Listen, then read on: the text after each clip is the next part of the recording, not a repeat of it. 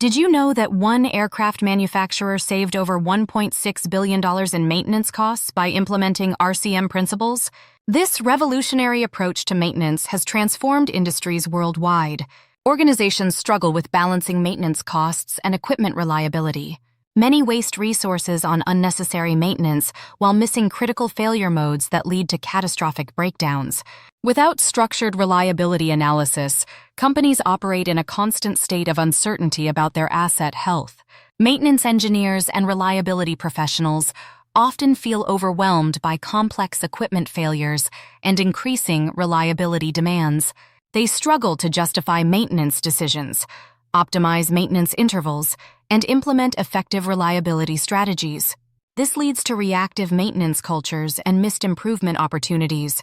This certification course teaches systematic approaches to reliability improvement through RCM methodology.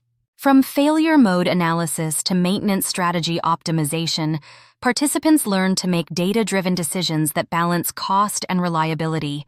Organizations implementing RCM principles report up to 70% reduction in catastrophic failures and significant improvements in equipment availability.